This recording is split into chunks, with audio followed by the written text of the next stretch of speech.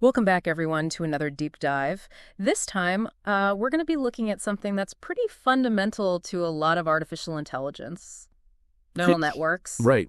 and specifically two different architectures that are often used, KAN and MLP.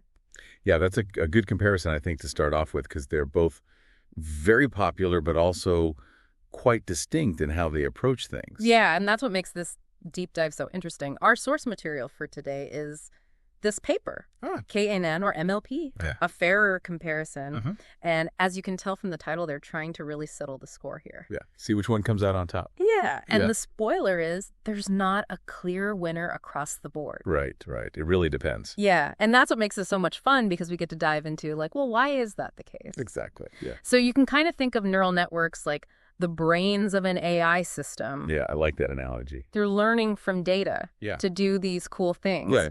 Like recognizing objects and images, or like, predicting stock prices or translating languages. Yeah, exactly. All those kind of complex tasks that we try to get computers to do. Yeah. So let's talk a little bit about these two different architectures. First up is the MLP multi-layer perceptron. That's the more classic one, right? Yeah, I kind of think of this like the trusty hammer in the AI toolbox. Oh, yeah. Like it's the go-to. It's been around for a while. It has this classic structure where you have these interconnected layers of nodes, and each node is processing information using these fixed mathematical functions called activation functions. Right, and the key word there is fixed, Yeah, and that's actually what sets it apart from Kancher. Right, yeah, CANs is more on the newer side. Yeah, it's like the newer shiny tool in the toolbox. That's a good way to put it. Maybe like an adjustable wrench or something. Oh, I like that. Kanjane stands for Kolmogorov Arnold Network. Yeah. Mouthful. Yeah, and it uses something called B-spline functions on the edges between the nodes instead of having these fixed activation functions. Right, so the way that the information is processed is more flexible in a way. Yeah, that's a good way to put it. Yeah.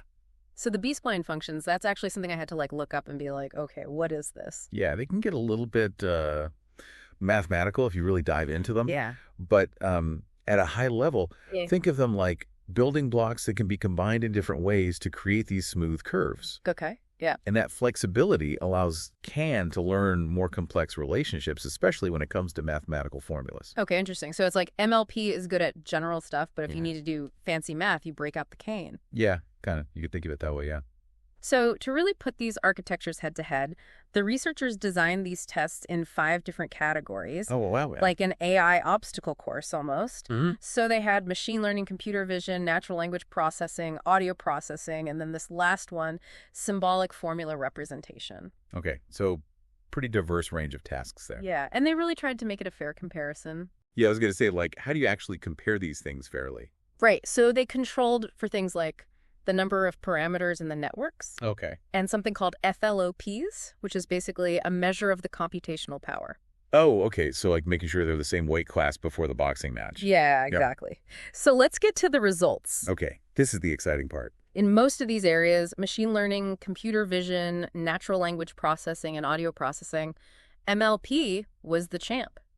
Wow. Okay, so the classic still holds its own. Yeah, it was consistently outperforming CAN in those tasks. Yeah, and that kind of makes sense because MLP has been around for a while. It's been honed over the years to be really good at these tasks that involve like recognizing patterns. Yeah, especially in like images and text. Right. But then there's that last category, right? Right. Symbolic formula representation. Where CAN just like blew everyone away. Oh, really? Yeah, this is where it really shined. Okay, so that must be where the B-spline functions really come into play. Yeah, exactly. And this is like teaching AI to understand the language of math, basically. Oh, wow. Okay, so that's a pretty specific skill set. Yeah, and it turned out KN with those B-spline functions was just much better at handling these complex mathematical relationships. So it's like MLPs is all-rounder athlete, but then CAN is this specialist in like mathematical gymnastics or something. Yeah, I like that analogy. Yeah. But the research doesn't stop there. Okay. They didn't just want to know who won, they wanted to know why. Oh, yeah. Get into the nitty-gritty. Yeah, so like why did Kang excel in this one area, but MLP dominated everywhere else? Yeah, you got to understand the why behind it. And that's where they use this technique called ablation studies. Okay, I got to admit, I'm not familiar with that term. What are ablation studies? So imagine you're trying to figure out how a car engine works, right? Yeah. You might start by removing one part at a time and seeing what happens. Oh, okay. Does the engine still run? Does it make a weird noise? Like taking it apart to see what each piece does? Yeah. Yeah, and that's basically what they do with neural networks in ablation studies. Oh, okay. They're like systematically removing or altering different parts of the architecture to see how it affects performance. Okay, so they're like taking apart the AI engine. Exactly. Yeah. So what did they find when they took apart the KN and MLP engines?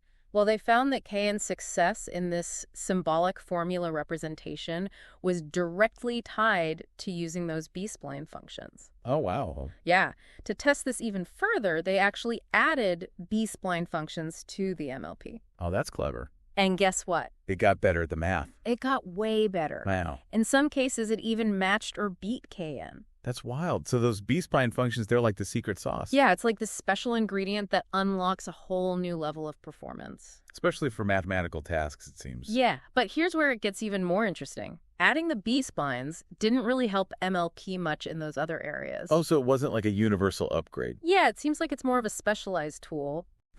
So that kind of raises the question, like, are there other special tools out there that we just haven't discovered yet? Yeah, and that leads us to another fascinating aspect of this research.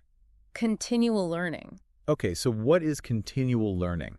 Think of it like the ability for an AI to keep learning new things without forgetting what it's already learned. Oh, okay, like us trying to learn a new language but not forgetting our native tongue. Yeah, exactly. That's pretty important skill for AI, I would imagine. Absolutely, especially if we want these systems to become more adaptable and versatile in the real world. Yeah, totally. So the original research on CAN actually suggested that it might be better at continual learning than other architectures. Oh, really? However, when they put it to the test in a more standardized way, MLP actually outperformed CAN. Oh, interesting. Yeah, so it's like MLP had this hidden talent for continual learning, even though it wasn't explicitly designed for it. Yeah, maybe it was just waiting to be discovered. Yeah, so we've covered a lot of ground here. We've explored the strengths and weaknesses of CAN and MLP. We delved into the world of B-spline functions and even touched upon this concept of continual learning. It's amazing how much complexity there is in these neural networks. It really is. And it's clear that choosing the right architecture isn't a one-size-fits-all situation. Definitely not. It all comes down to,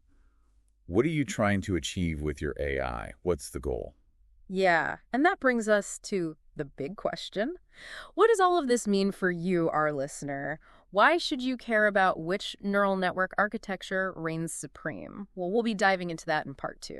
You know, it's funny, as we were talking about all this stuff with CAN and MLP, I was thinking, like, even if you're not a data scientist, even if you're not, like, coding these things yourself, right, it's still useful to understand these concepts. So I'm with you there. It's like you don't have to be a chef to enjoy a good meal. Right. Exactly. Yeah. But knowing a little bit about, like, the ingredients and how it was prepared. Yeah, it makes you appreciate it more. Yeah, you can kind of savor it more, I think. And in a world where AI is, like, everywhere. Oh, yeah. It's becoming more and more important to just have like a basic understanding of how these things work. It's like a literacy almost. Yeah, like a digital literacy. So you can be a more informed citizen. Exactly, yeah. So let's bring it back to our listener. Uh-huh. Okay, you're listening to this and you're like, okay, cool, CAN MLP. Right. Why should I care? Well, think about it like this. Yeah. If you were building a house, okay, you wouldn't use a hammer to saw wood. Right. Or a screwdriver to dig a foundation. You need the right tool for the job. Exactly. Each tool has its purpose. And it's the same with these neural networks. So based on this research, if you're working with something that involves like image recognition, natural language processing, or audio analysis. Yeah, those are big ones these days. It sounds like MLP might be the way to go. Yeah, it's got that track record, right? It's been proven to be effective in those areas. It can really find those patterns in data. Right, especially like images and text. But if you're dealing with something that has a lot of complex math involved... Yes, then we bring in the CAN. Yeah, that's where CAN really shines. With those B-spline functions, it can really handle that complexity. It's like CAN speaks the language of math. Yeah, that's a good way to put it. And even if you're not building AI systems yourself, right, just understanding these differences can help you look at AI-powered technologies with a more critical eye. Oh, totally, yeah. Like when you see a new app or a website that's using AI, you can start asking questions like, okay, what kind of neural network is probably running behind the scenes here? Yeah. Is it the right tool for the job? Are they using the right approach? Exactly. It's like you have this secret decoder ring for the AI world. I like that. Yeah, you can see through the matrix a little bit. And that brings us to that really interesting finding about the B-spline functions, right? Yeah, how Adding them to MLP supercharged its performance in those symbolic tasks. Yeah, like it unlocked this hidden potential. It makes you wonder what other hidden ingredients might be out there. Totally. Yeah. Like, what other tweaks can we make to these architectures to unlock even more capabilities? And that's what makes this research so exciting to me, because it shows how much we're still learning about AI. It's like we're just scratching the surface. There's so much more to discover. Absolutely. And who knows what amazing applications we'll find in the future. One thing that struck me, though, as we were talking about all this, Yeah. the researchers in this paper, they mainly focused on accuracy. Right, as the main metric for comparison. But in the real world, there are other things to consider, right? Of course. Yeah. Yeah, accuracy is important, but it's not the only thing. Like, how efficient is the AI system? Yeah. How much computing power does it need? How much energy does it consume?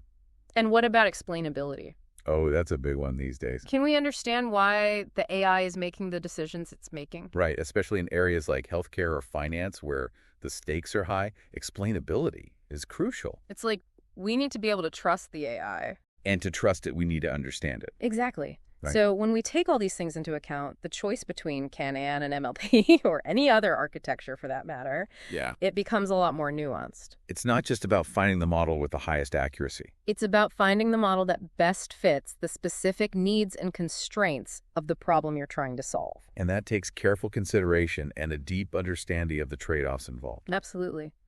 And that leads us to a final thought-provoking question that we'll explore in part 3. Okay, so as we wrap up this deep dive into Can-An and MLP, what's the biggest takeaway for you?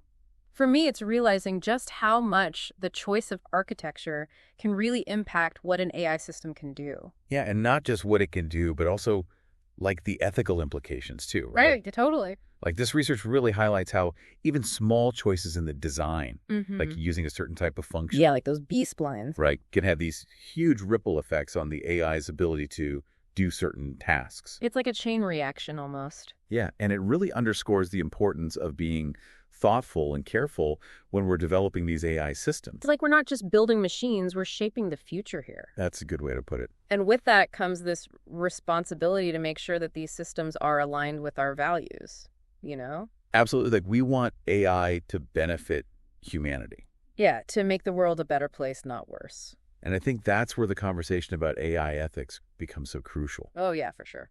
Like we need to be having open and honest discussions about the potential risks and benefits of these technologies.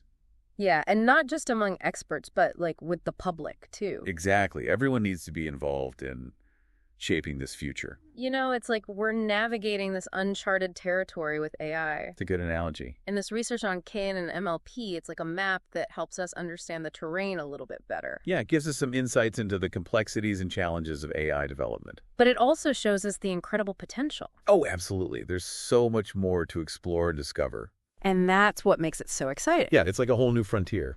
So as we resurface from this deep dive into neural networks, back to the surface, we want to leave you with this final thought. The choices we make today in developing and deploying AI, they're going to have a huge impact on the world of tomorrow. Yeah, the decisions we make now will shape the future. So let's make those choices wisely. Absolutely. Thanks for joining us on this journey, and until next time, keep exploring, keep questioning, and keep diving deep.